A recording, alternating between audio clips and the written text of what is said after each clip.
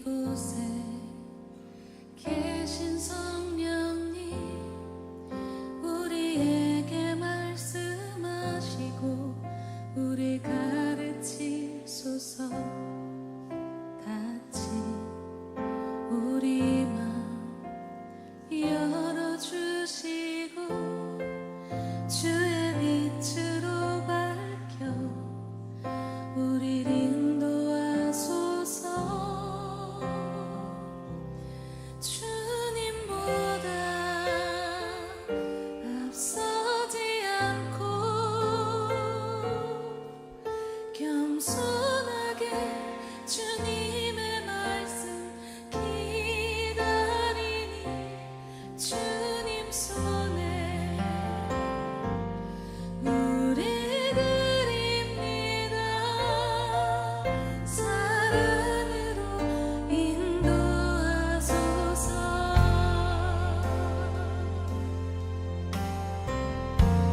오늘 이곳에 계신 성령님, 우리에게 말씀하시고 우리 가르치소서. 같이 우리 맘 열어주시고 주의 빛으로 밝혀 우리를 인도하소서. 주님보다 앞서지 않고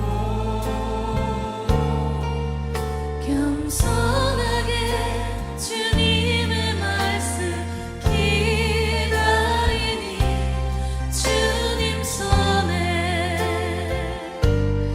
우리 드립니다. 사랑으로 인도하소서.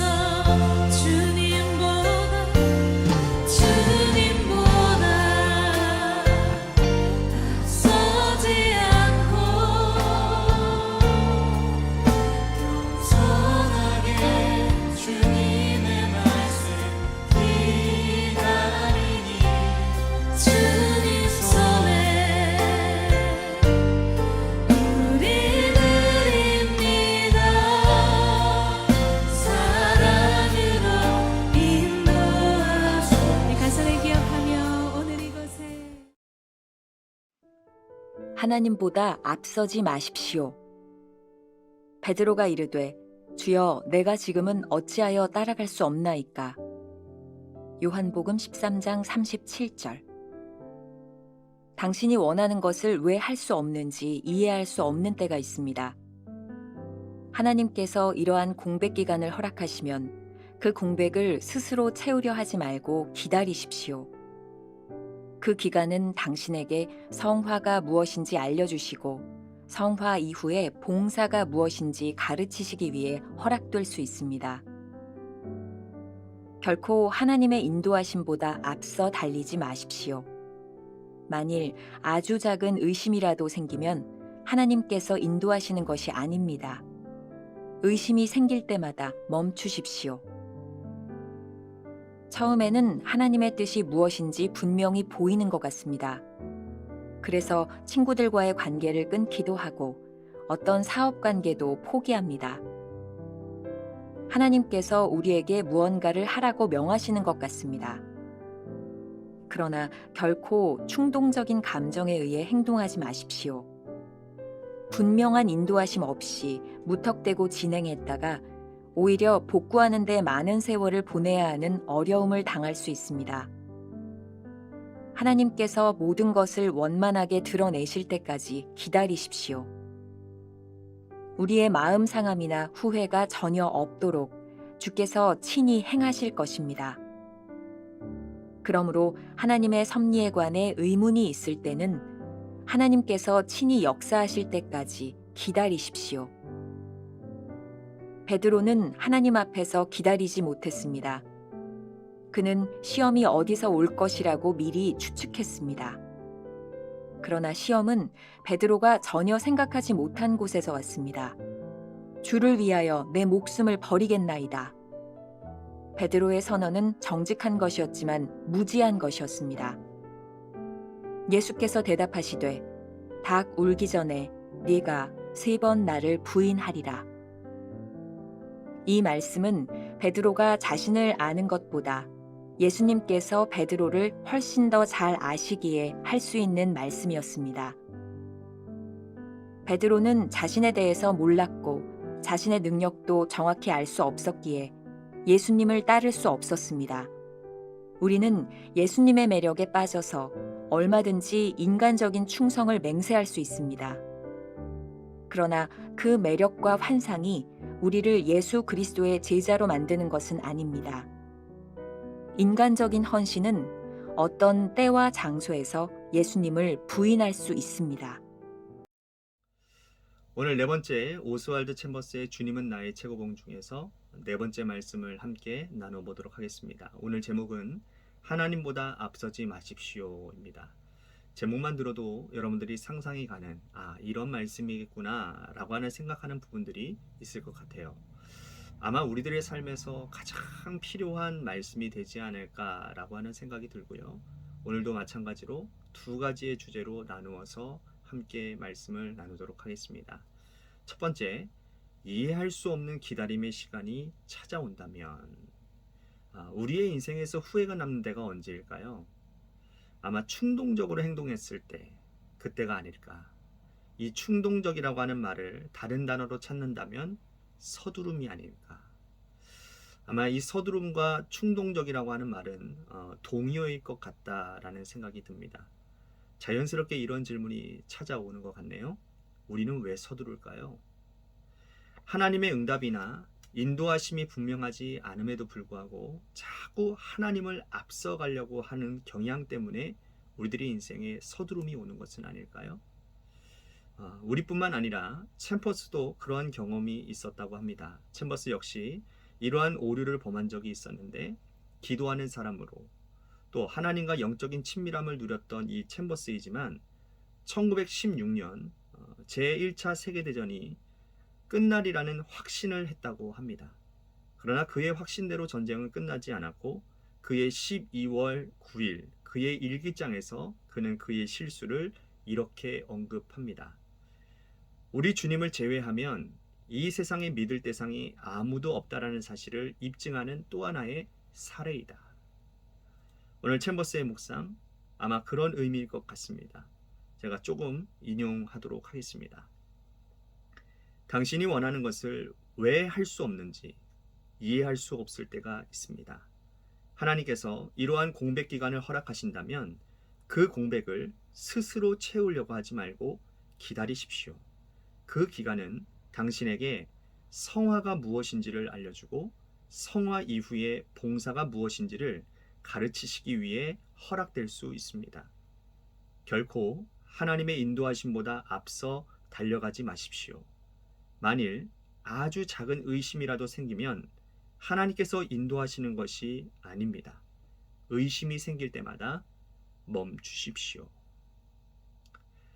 하나님보다 앞서지 않고 기다리는 것은 우리의 인생의 공백이 아니라 축복입니다. 라고 하는 말이 저에게 참 많이 와닿습니다. 기다림의 시간이 지루하게 느껴지지만 그 시간을 통해 우리는 거룩하게 될 수 있기 때문이지요. 오늘 본문에서 베드로가 예수님께 항변하는 모습을 우리들이 깊이 묵상해 보십시오. 그의 모습 속에서는 우리는 주님을 따라가고자 하는 열정을 볼 수 있습니다.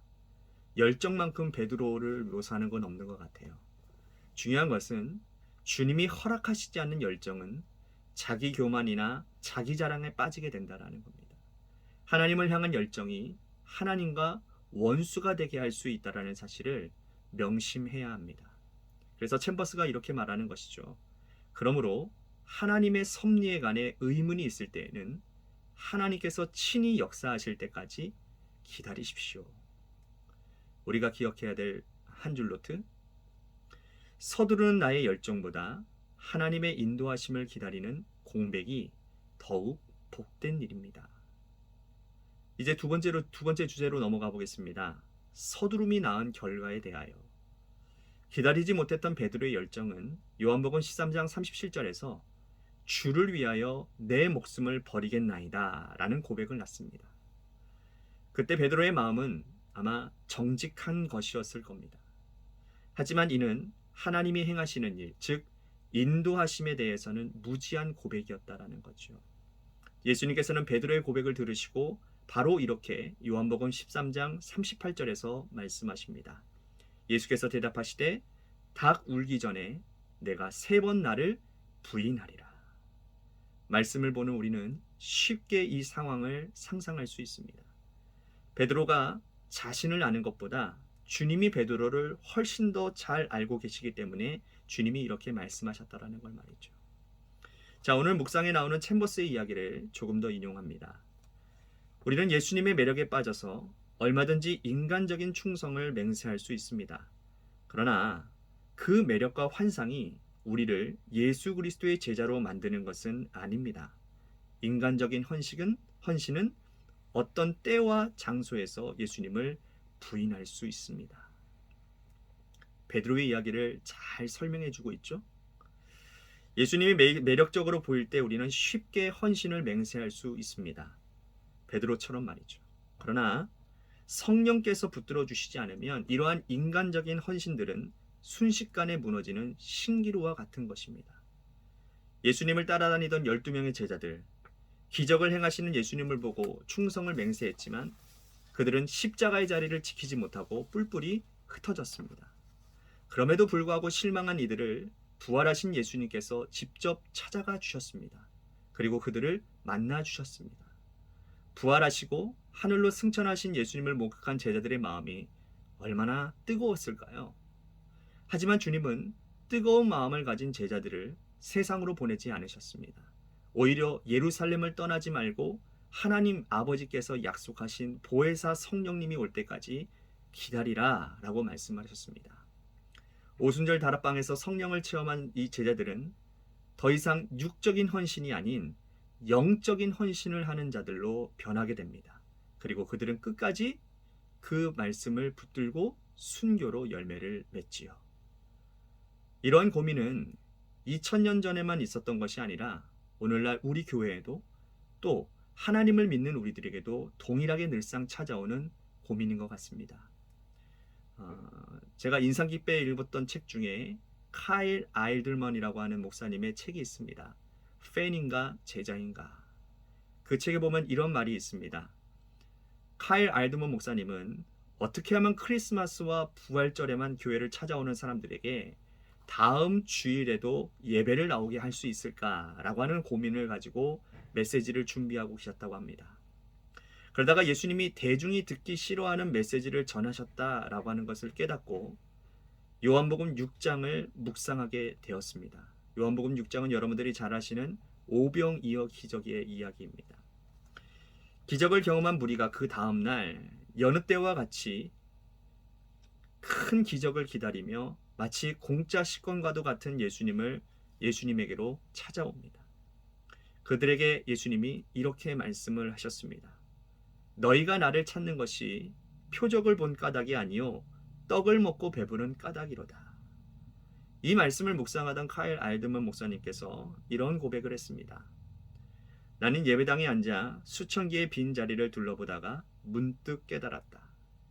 예수님이 보시는 것은 성도의 숫자가 아니라 헌신의 깊이다. 나는 성경책을 원래의 자리에 내려놓았다. 그리고 대성통곡했다. 하나님 죄송합니다. 하나님 죄송합니다. 그렇게 말했는데도 왠지 개운하지 않았다. 며칠 뒤 부활절이 오자 역시나 수만 명이 모였고 나는 통렬한 회개로 설교의 포문을 열었다.